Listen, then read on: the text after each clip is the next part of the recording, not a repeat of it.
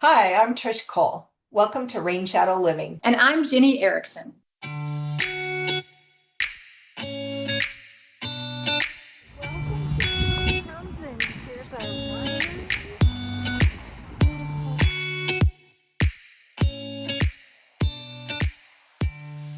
Today, when people think about moving to the Olympic Peninsula, they usually imagine views and nature and a slower pace of life. But the real decisions come down to practical concerns, the ones that affect daily living, like finances, family, and long-term happiness, just as though you're moving anywhere in the state. So today, we're counting down the top 10 concerns we hear most often. And we're starting with number 10. Number 10, recreation access. So outdoor access is abundant in this area, hiking, kayaking, beaches, Olympic National Park, it's all here. And for many people, recreation becomes a bonus rather than a deciding factor. What do you think about that, Jenny, when you're talking to buyers in our area? Yeah, it's really interesting that this came out as number 10 because I'd almost rank this as number one. It is something I hear all the time that people want, that they're interested in. And what people are interested in is unbelievably diverse. And the peninsula has it all, right? So people ask about things like boating and golfing and fishing. I actually even had one person want to know how many casinos he had access to if he were to move to Port Townsend or Sequim, and which would be better for access to casinos. So I think we kind of have a mix of everything. And I do believe that recreation is incredibly important to people who are looking to move here. Yeah, particularly if you love the outdoors, like hiking and camping. I mean, there's everything from easy walks like the Pacific Trail to harder hikes, I mean, up in the mountains or somewhere in between. And a lot of places where the river meets the sea. And so you get a real diversity of views and a lot of nature life too, if that's kind of your thing that goes with recreation. Oh yeah, it's amazing. I mean, there's a bird watching club in Port Ludlow, and the place is great for whale watching. And when you mentioned hiking, I mean, you can do anything from walking along the Dungeness Spit to climbing Mount Eleanor. I mean, it runs the gamut from casual to really hardcore stuff. And I think that's part of what makes this peninsula so special. Yeah, I agree. And so we are going to number 9, local politics and culture. We are not going to dive deep into politics, but we just kind of wanted to hit on this because this is a concern for people that are moving to different areas. You know, what kind of community feeling am I going to get? And, are they arts forward community? Is it care deeply about where they live? And for newcomers, understanding the culture and value helps ensure a good long-term fit. So what's your Yeah, and thoughts on that, Jenny? absolutely. It's both culture and I would say politics. The buyers that I talk to, if they're attracted to Port Townsend, they might be attracted to Port Townsend because of the liberal leaning. I think that the average age, this is a retirement area. The average age in Port Townsend is around 56 years old. And most older populations tend to lean conservative in terms of politics. But Port Townsend, for example, leans very, very liberal. So if that is important to you and you're looking to move here, then you want to take a close look at both the culture and the politics of the region. And it's different. I think that Port Angeles, for example, is very different from Port Townsend. And so if it's important for you to be surrounded by like-minded people, you might want to take a look at that. Great. Yeah. Moving on to number 8, walkability. And we didn't touch on this, but we always like to talk about it because our podcast is Rain Shadow Living, but we are in the rain shadow here. So we have fewer days of rain average for most of Washington. And, there's a lot of, we talked about recreation, but walkability is important for people that want to be able to live somewhere and maybe surround themselves with their everyday habits, like where do they go to the grocery store? Where's the medical centers? Where's the community center? Things like that. So do you want to touch a little bit on Port Townsend and I'll circle back to Sequim and Port Angeles? Sure, sure. Well, Port Townsend probably scores high on walkability. The downtown is absolutely charming. You know, you can walk from art gallery, bookstores, shops, restaurants, pretty much has it all. And it's really beautiful because you're walking right along the waterfront. So it's super, super special. And you might think that a town like Port Ludlow, for example, isn't walkable at all, but that's not exactly true. Yes, you're not going to walk to a shop. You're not going to walk to a grocery store. Chances are, depending on what neighborhood you're in, you're not going to walk to the healthcare clinic. But Port Ludlow has 114 miles of trails through the forest and through the various neighborhoods. So if you're a person who likes to walk and you want a lovely place to walk, you can certainly get that in Port Ludlow. And in like Port Townsend, you know, we've got North Beach. It's a 5 mile stretch of beach that's absolutely gorgeous. There's the John Wayne Trail. I mean, there's lots of places where you can get out and walk. If you want that downtown neighborhood feel, then you're looking at uptown, downtown Port Townsend. But if you just want to get outside and enjoy nature, I think it's pretty limitless. Yeah, I agree. And I think that Sequim holds a lot of the same Mhm. types of opportunities. And if you're looking for trying to get close to facilities, then obviously you probably want to look at the downtown core more. But there are a lot of accessibility to the shopping areas and the medical clinics and the doctor's offices and things like that, and the community center and the library. And Port Angeles is maybe a little bit more spread out, but they do have a downtown core area, and they do have probably more grocery stores than Port Townsend and Sequim, if that's important to you as well. Yeah. So But on the grocery store thing, I have to say, Port Townsend probably wins. It's got that amazing food co-op. It's definitely worth checking out, even if you're on vacation and want to stop at a great Whole Foods kind of place. that's true. And there's a lot of health food stores. I forgot about Sunny Farms in Mhm. Sequim, and we have a co-op as well. So there's a lot of opportunities for diversity too. It's not just your Nice. typical stores. They're mom and pop stores, and there's a lot of little pop-up farm stands, which is really nice too, if you're into that with organic produce and organic chicken eggs. And then we have the farmers markets, Don't which we've forget the already done a farmers market. podcast on that. So Yeah, both Swim and Port Townsend, just abundant with the farm to table thing.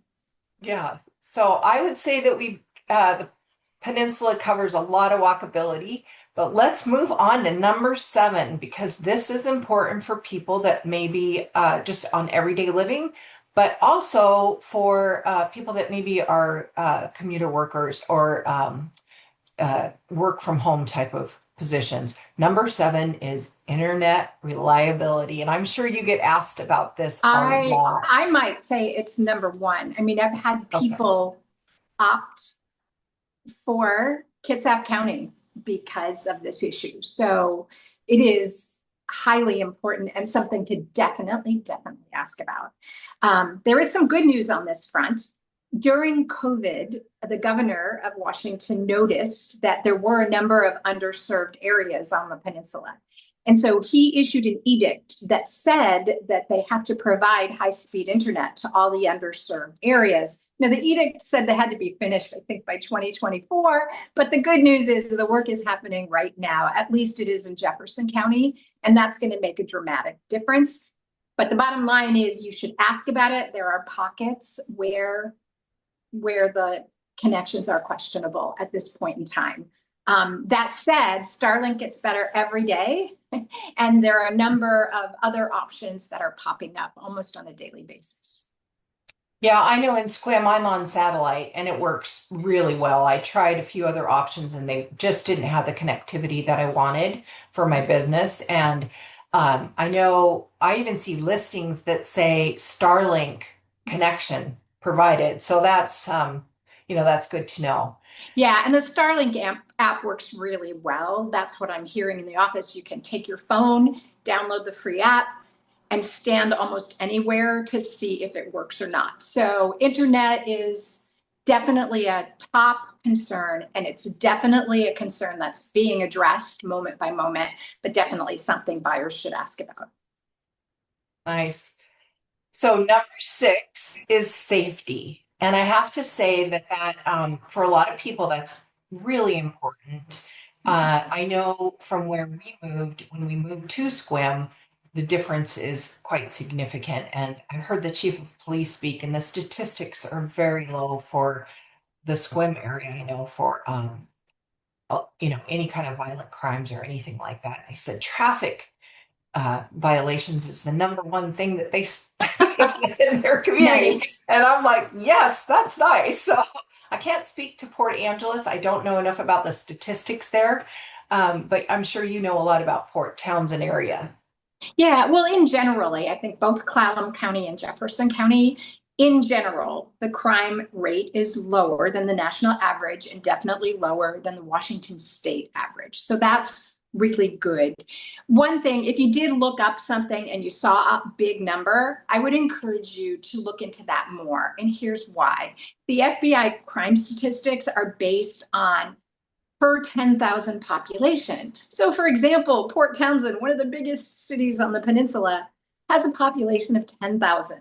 So, if there was a murder in Port Townsend, let's say, I don't know, a domestic dispute or something, that would stay on the crime statistics for like a decade, and it would Oh, be wow. violent crime per 10,000 people. And so, if I mean, it can be really skewed. That's the bottom line. The good news is how it feels where you live. And I'm in Port Townsend every single day. I travel throughout the county. I think it's incredibly safe here. I feel very comfortable. I don't worry about anything. I shouldn't say this, but I often forget to lock my car, and I don't worry about it. It's not an issue. I feel like it's very safe. And I think that that's the number one thing. How do you feel where you are? But again, the overall statistics lower than the national average and lower than Washington state average. Yeah, I agree. I feel the same way. I can walk downtown Squim at night and I don't feel uncomfortable with that. And it is a feeling of safety. And when you talk to people who have grown up here or who have lived here, second generation, a lot of people know each other too. So yeah. Oh, yeah. I've talked to families and they basically say, living here, you know exactly like what's going on with your kids. You know, if your kids are skipping school, you know, if they've done something they shouldn't be doing. And so that's kind of the good side of living in a small town. Yeah. Okay, number five, housing availability. That's a Mm. big question for Washington State. But since we're kind of covering Clallam and Jefferson County, inventory can be tight, but this is definitely your expertise as a Yeah. realtor. I just hear what I hear in our meetings. So yeah, why don't you take it Yeah. from here and kind of give us some feeling on that? Yeah. So, for example, right now, today in Port Townsend, there are only 60 homes available, and they range from, a trailer on leased land to multi-million dollar estates on the waterfront. So, depending on where you are in that price range, you might have a choice of two or three properties. And I think for people who are moving here from big cities like San Francisco or Seattle, they find it kind of hard to believe that it's so limited. So it is because, again, if it's the population of 10,000 and maybe we have, I don't know, 8,000 houses and then only 60 are on the market at any given time, it can get really small depending on what you're looking for. I mean, even if you were looking for a house with a two-car garage, like that number becomes that might be like 6, 8 houses tops in Port Townsend. So it's always an issue, even in the spring when inventory is abundant. So what I would say to people is plan ahead, start looking early and learn the market and then know what you want. Because if you hold out for what you want, I think you can get it. You just have to know it and then act quickly when you see it. Right. And I think where we're at, geography plays a role as well. We have the Strait of Juan de Fuca, and then we have the mountains. So there's only so much land. We do have quite a few new housing starts in Clallam County right now, which is good. So there are homes being created, which that's always a challenge in Washington, how many new homes are coming on the market. But I think that's why it's super important to work with local realtors and local lenders in your area so that you know what the trends are and how, where you can find those homes that you're looking for. And a lot of people moving to our area are looking for very specific types of homes. This might be their last home, or maybe they're moving and they are going into a new position here. And they know that their income is going to be increasing, but for now, this is what they can fit in. So talk to local lenders and talk to local realtors. That would be my suggestion, because there are also homes listed on a certain listing here in Clallam County that you won't find on the MLS. So Yeah. there's a lot of inside knowledge. And really understand what's most important to you. So I sold a house to a couple from Florida, and the husband was working in Port Townsend. The wife had sticker shock because our prices are higher than Florida. And in the end, they ended up buying in Sequim, and actually on the outskirts of Sequim. So it was a long commute for the husband. But in the end, compared to the commute he had in Florida, it was not a problem. And she absolutely loved being close to the big box stores. She loved being near Walmart and Costco and all those things. So they're as happy as can be. I have another couple exactly the opposite. They live in Port Townsend. They wanted their kids to go to the Port Townsend school. And now the husband has a job in Port Angeles.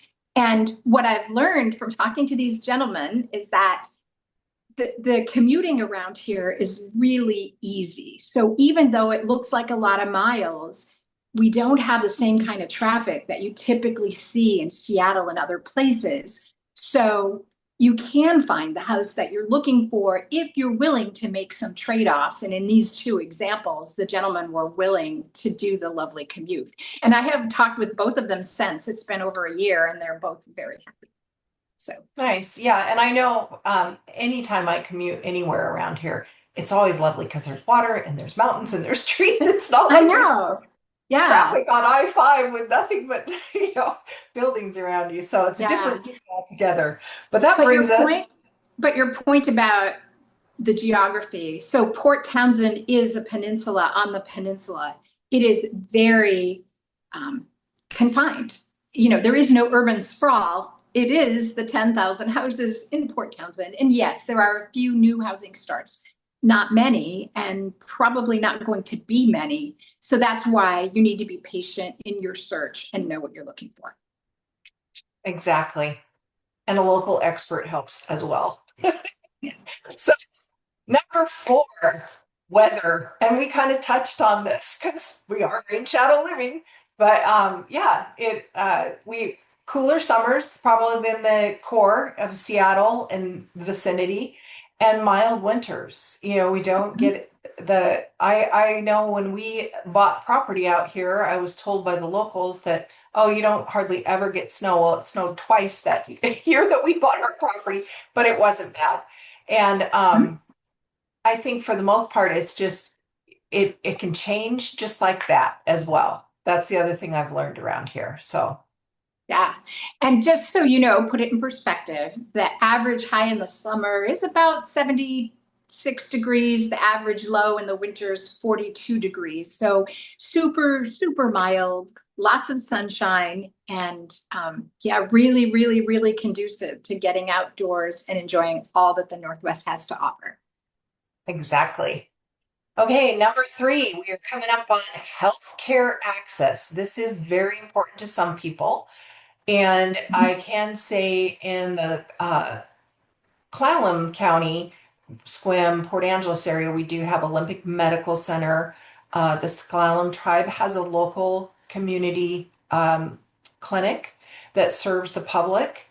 There are a lot of specialty type doctors, whether it's medical or hearing or dentures or whatever it is, that I've seen a lot of different specialty that I don't normally see just, like looking in a larger city that you'd notice them as much, but they are like a lot of offices are within walkability of downtown too, which is Nice. kind of nice. So, Yeah.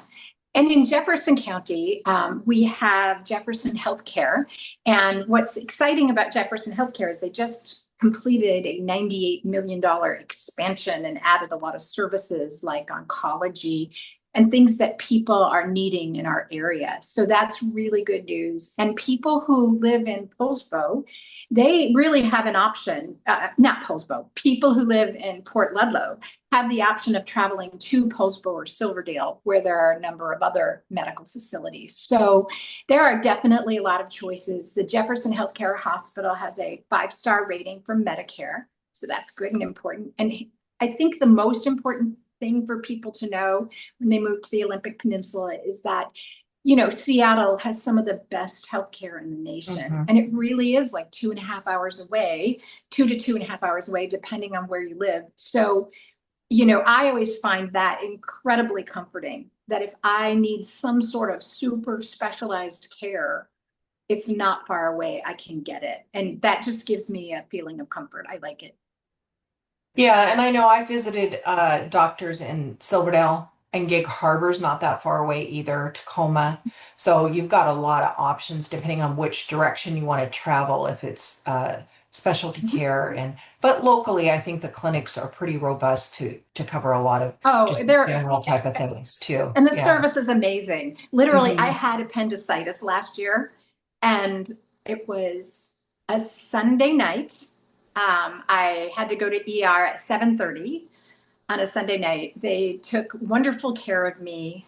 It was my choice whether they called in the surgeon that night or did it the next morning. And so I just felt like it would be better to have my crew awake and all that. So they operated on me at like 6:30 in the morning and all was good. So even with emergency care, um, I have nothing but good things to say. That's great. That's great. So now we're getting up to probably one of your favorite things.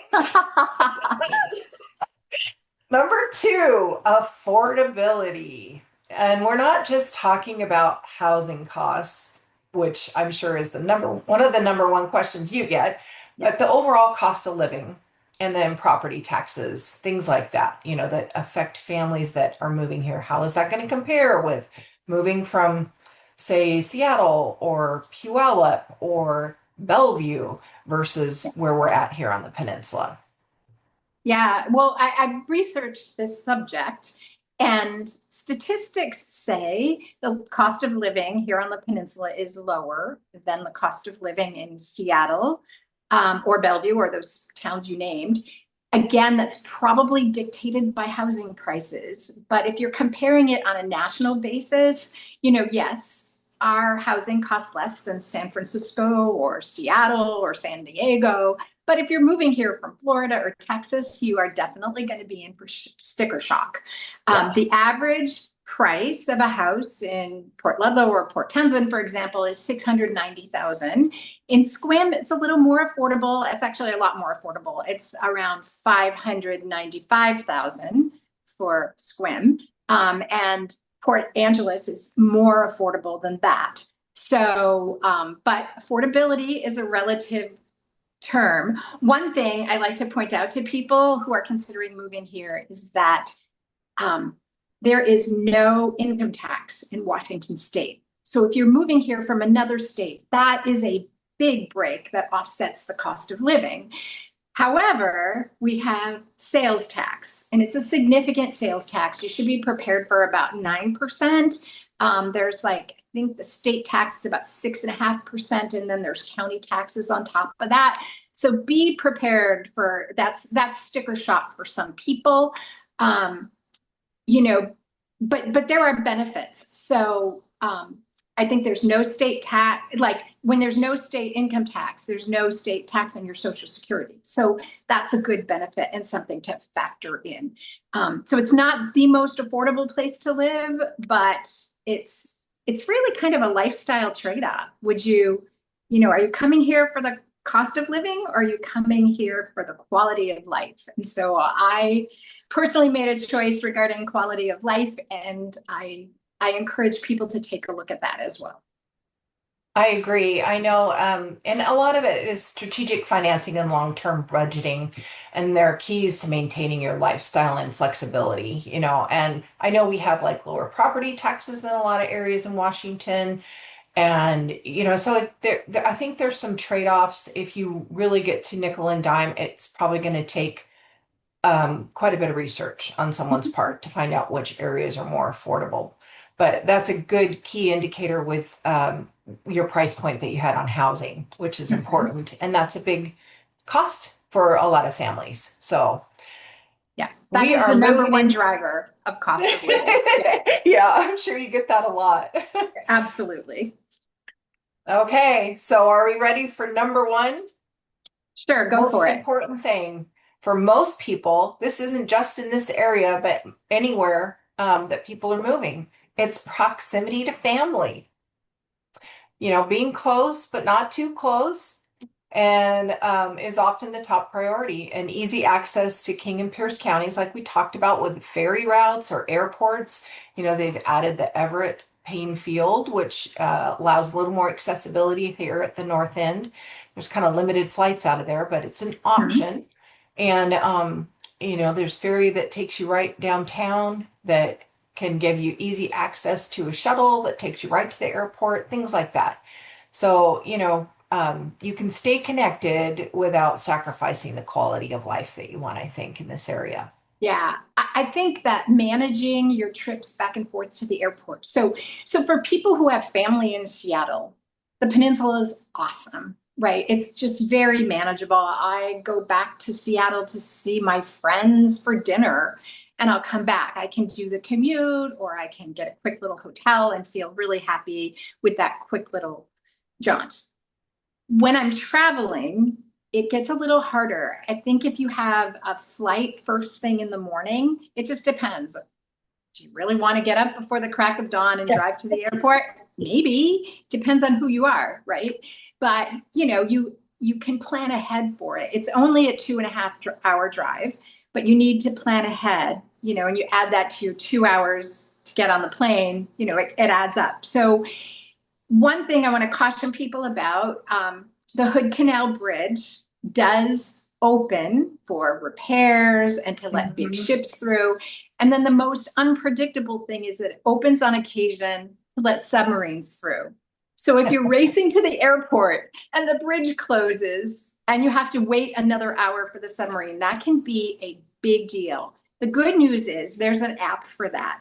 So, what I would say is if proximity to family means you have to travel to and through the airport, I would highly encourage you to just plan ahead.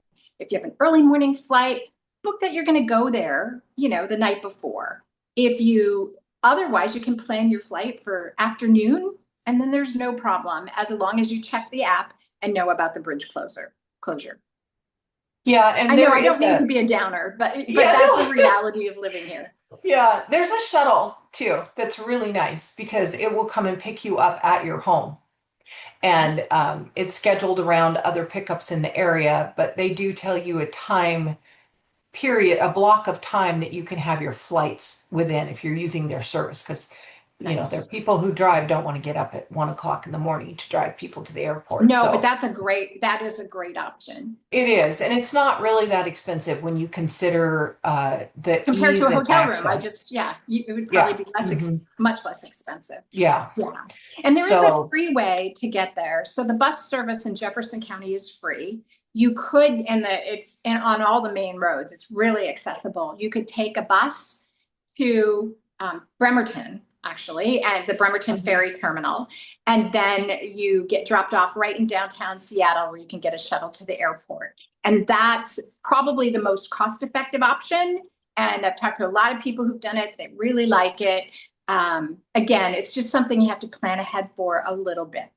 And the Yeah. airport's only 2 to 2.5 hours away. In fact, the last time I drove there, it took me less than 2 hours to get to SeaTac. And we use the ferries a lot. My sister lives on Whidbey Island, so I often take the ferry from Port Townsend to Whidbey Island and back and forth. And my cousin, just kind of ironically, lives in Walla Walla, but she has a specialty doctor in Seattle. So she'll come stay with us, and she just does a walk on from Bremerton onto the ferry, walks right to her doctor's appointment in Seattle, downtown Seattle. And then she has just easy on access with the ferries. So when they're running, it works great. When there's submarines on the canal, it's not good, or high winds, but we just kind of work around those. And like you said, the app works great. You can check out if there's going to be ferry delays or cancellations and the bridge and all of that. So I think WashDOT's pretty consistent and good about updating everyone when there's challenges. And there's alternate ferries. That's the good news. If you don't catch the would-be ferry, then you can catch the one in the Kingston ferry, or there's different ferries that you can travel through. So yeah, I think it's great. And I don't mean to be a downer, but I do think people do care about that kind of stuff. And so, yes, we're 2 to 2.5 hours away from Seattle, depending on where you are. And that makes proximity, proximity, you can go. Sorry. Hopefully they'll cut this part out. It's the best of both worlds. You get proximity to Seattle and you get the peaceful, beautiful nature of the peninsula. I agree, Jenny. You're thinking about making a move here. Understanding the concerns early helps you make confident and informed decisions. And that's something that you're really good about, letting clients know and having those concerns up front and having them addressed. And you do a deep dive for your clients. It sounds like you have all those little stats just stacked up in your head. And that's why it's really important to work with a local agent and a local lender, because all those things are important to everyone. And our top 10 are on here, but I'm sure there's a lot of nuanced other ideas and concepts that are important to people. And so to wrap up, what are the top 10 concerns that people need to know about before moving to the Olympic Peninsula? Number 10, recreation access. Number 9, local politics and culture. Number 8, walkability. Number 7, internet reliability. Number 6, safety. Number 7, housing affordability. Number 4, weather. Number 3, healthcare. Number 2, affordability. And number 1, proximity to family. So there you have it. Thanks for watching Rainshadow Living. And I just want to thank everyone for listening today to Rainshadow Living. I hope you had some great takeaways from this. And if you're not thinking of moving, then don't bother listening, or maybe you'll listen and you'll learn something great. But please subscribe, tune in next time, and thanks for listening.